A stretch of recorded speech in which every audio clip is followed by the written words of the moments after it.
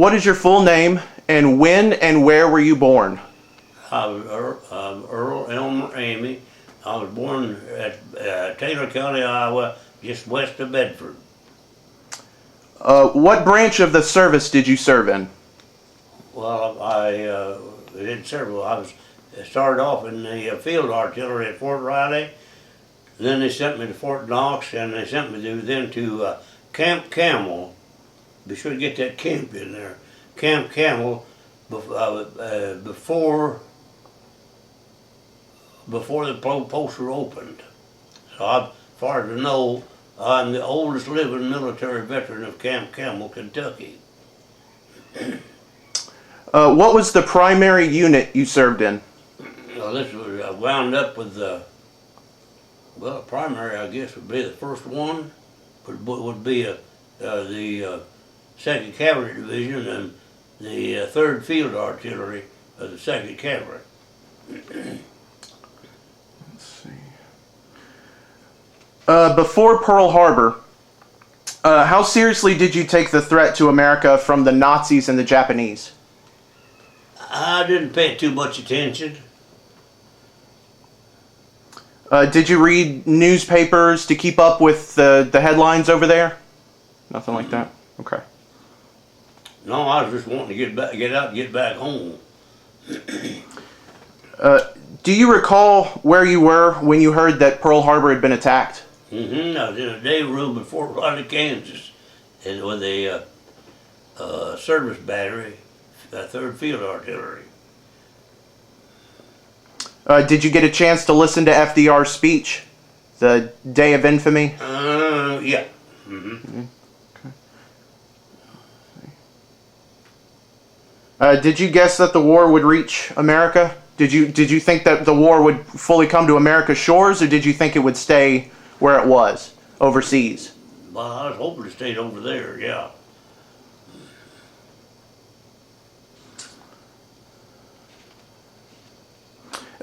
Did you have a preference for which branch of the military that you served in? I would have had before Pearl Harbor, but I didn't take it. I just stayed where I was at. Did you go through an induction center, like where you were tested for skills and IQ and things like that? Yeah, at Omaha. And did your civilian job have anything to do with your time in the military? Any job that you had previous? Yeah, I guess so, because I had worked in a garage on cars as a mechanic, and they put me in this only service battery of the 3rd Field Artillery, which it had trucks. So that got me transferred over there. Or that's where they put me when they first picked me up. Where did you do your basic training? Fort Riley. Fort Riley. Okay. And were you selected for more specialized training? Yeah, they sent me to Fort Sill, Oklahoma, to mechanic school. What did you think of the people that you served with, your fellow recruits? What were your impressions of them? Oh, that was a good bunch of guys. They were just like me. A lot of them was there just because they had to be, not because they wanted to be. Was this the first major time you were away from home? Yeah. Give me a day in the life of what it was like to be away from home for the first time. It was a little strange, but I finally got used to it, I guess. Okay. I still wanted to go back home, though.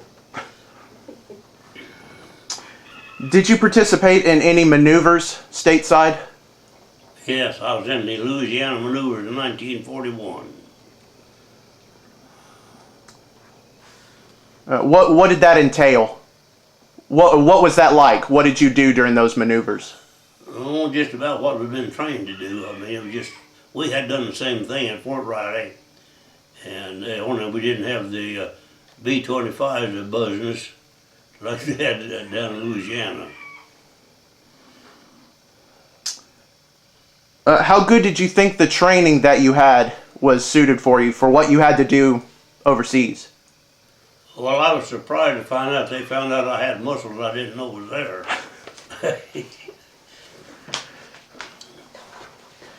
Tell me about Camp Campbell. What was it like? What was it like in the camp itself? Well, when we first came here, there wasn't even a sidewalk. We was in mud, ankle deep, and the first night here we had to sit on a bunk, take our shoes and boots off, then climb up on the bed and take our breeches off because of the mud with that floor. The next day we had scoop shovels and water hoses flushing out the barracks. It was a mess. But then we started carrying lumber off of a scrap pile to make some duck boards to walk on. And just about the time we got them made here, they come and started pouring blacktop walkways.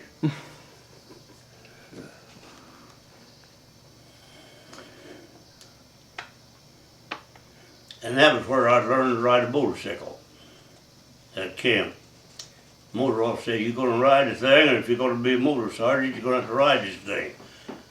And I said, "Okay, but it's your bike. If anything happens, don't talk to me about it."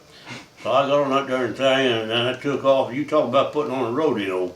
I did. I jumped the ditch of that thing, went across a frozen plowed field.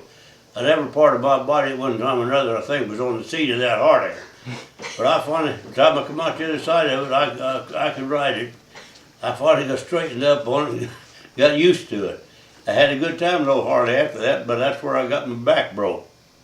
One morning there was frost on the concrete driveways we had, and when I made a turn, it slid out from under me, laid down, and I crawled out from under it, reached, grabbed the handlebars, and it's still running in gear, and then thinking, I raised it up when that hind wheel dug in that gravel.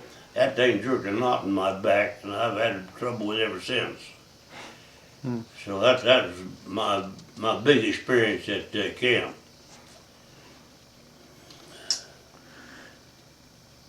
So immediately after advanced training, where did you go? After advanced training, well, like I say, they sent me to Fort Knox and then to camp. Then later, after Tennessee maneuvers in 43, I guess it was, they took us out of that outfit and sent us off as special troops to Camp Gordon, Georgia. And so I've been through the whole thing there. When did you first depart to go overseas? Oh God, I don't remember now. It was in,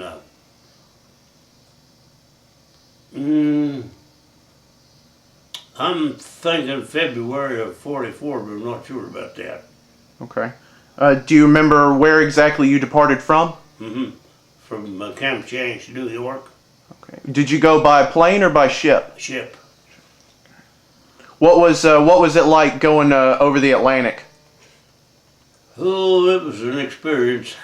It wasn't too bad. I mean, it was we got a little rough sea, but not too much. Got in some good roughing coming back, but it just, like I say, it was just another experience.